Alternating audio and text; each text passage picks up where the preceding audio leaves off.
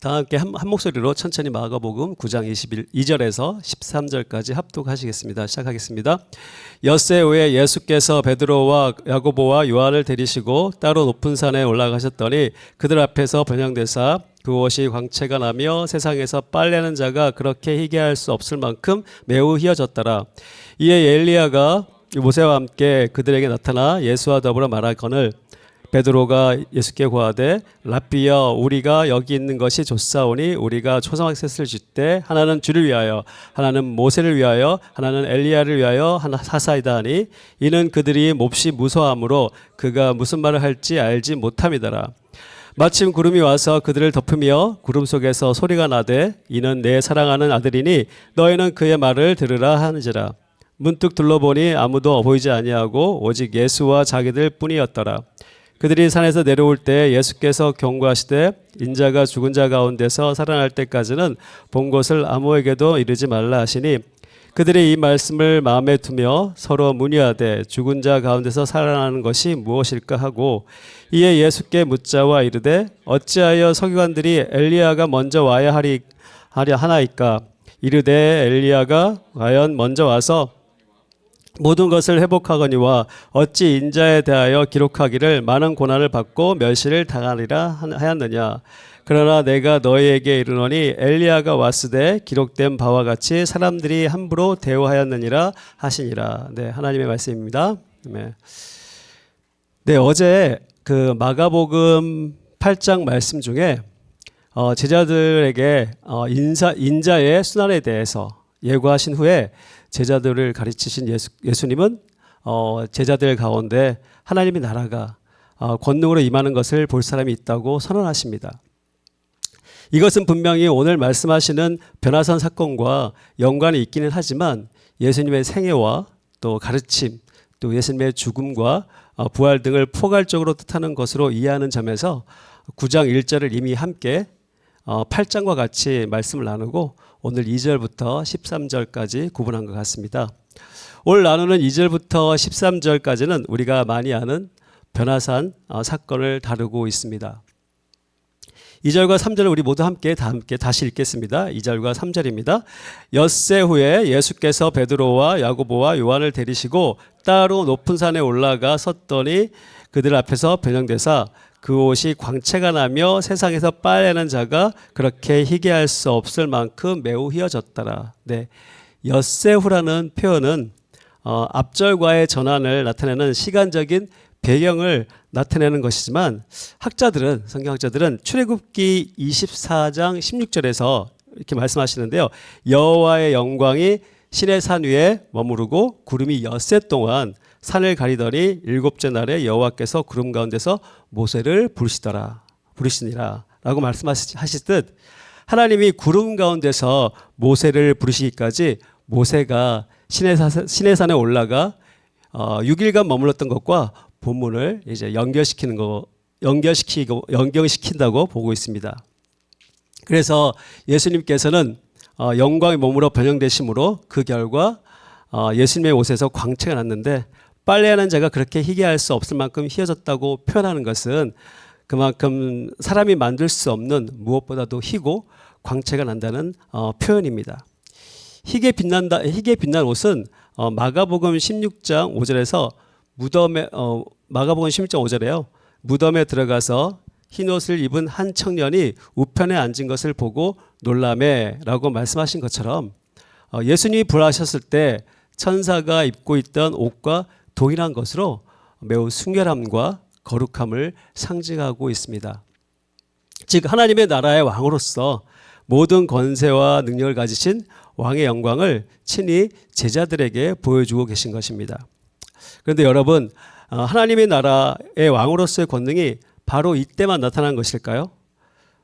아니라고 봅니다. 바로 오늘 우리들에게도 예수 그리스도께서 영광의 몸으로 변화되심으로 성령 하나님을 통해서 죽었던 우리를 살리시고 또 이 세상에서의 세속적인 삶을 추구하던 저희들에게 거룩한 하나님 나라를 추구하며 또 오직 예수 그리스도의 영광의 삶을 살게 하십니다.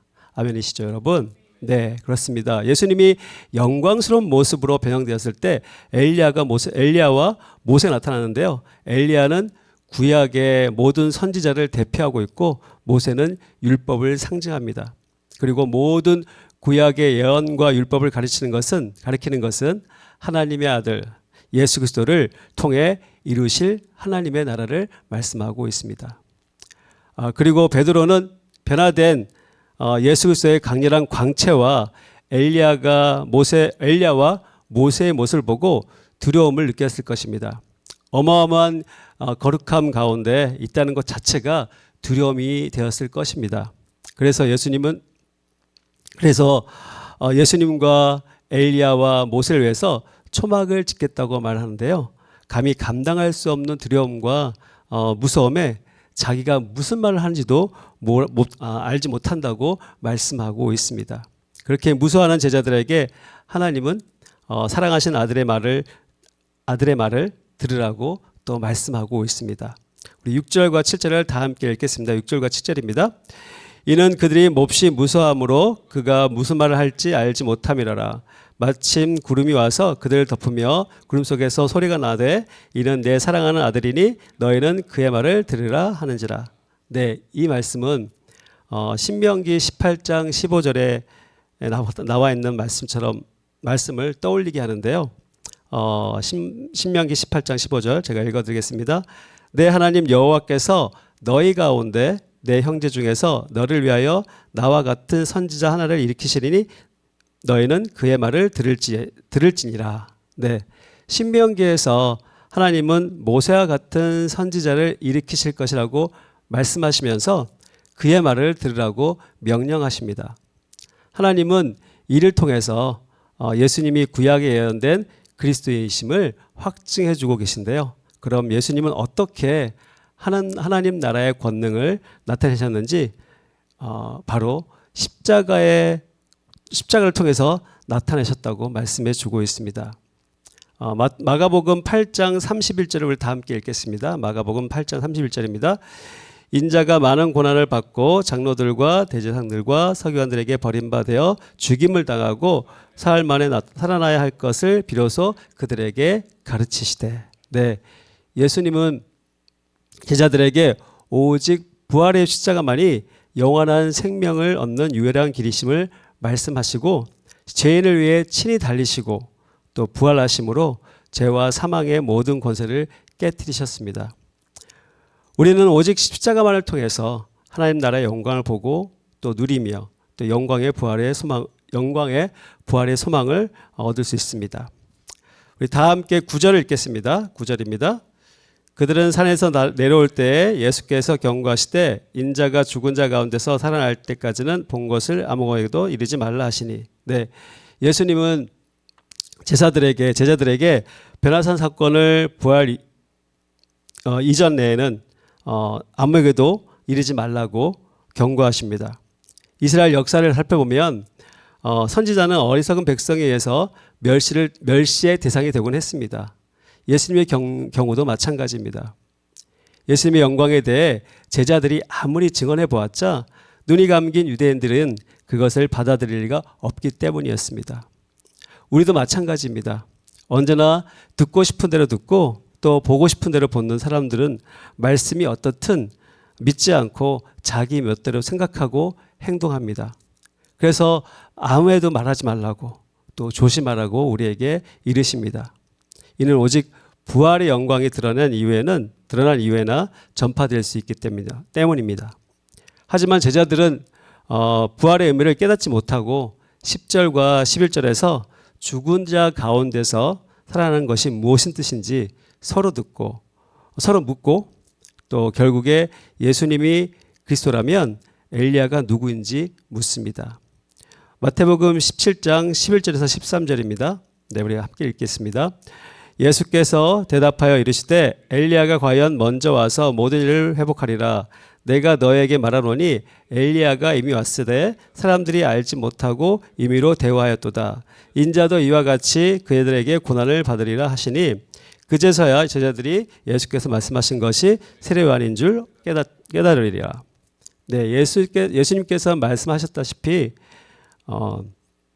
세례 요한은 낙타털 옷을 입고 가죽띠를 띠고 또 자신이 엘리야임을 충분히 드러냈고 먼저 와서 사람들에게 멸시받고 죽임을 당한 것처럼 예수님도 사람들에게 멸시와 천대와 죽임을 당할 것임을 말씀하고 있습니다.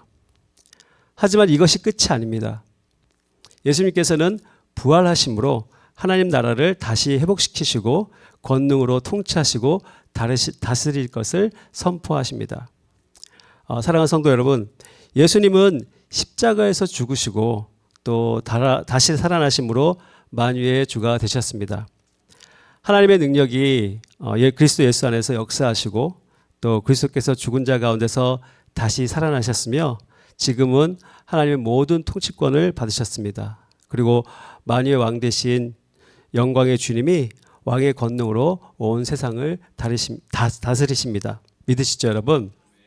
그리고 예수님은 죽은 자 가운데서 다시 살아나신 부활의 주님을 믿는 자에게 무엇을 주십니까? 바로 성령을 보내주셨습니다. 그분이 약속하신 대로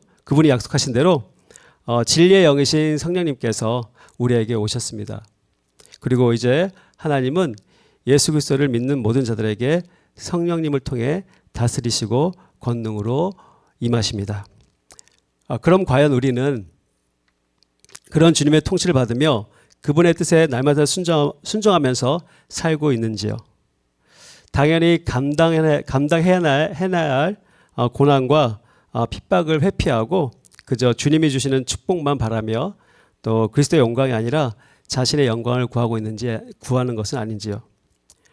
바랍건대 하나님 나라의 백성으로서 주님이 가신 십자가의 길을 우리도 따라 날마다 자기를 부인하고 또 하나님 나라와 의를 위해서 살아가도록 인도하시는 성령님께 온전히 순종하며 살아가기를 소원합니다.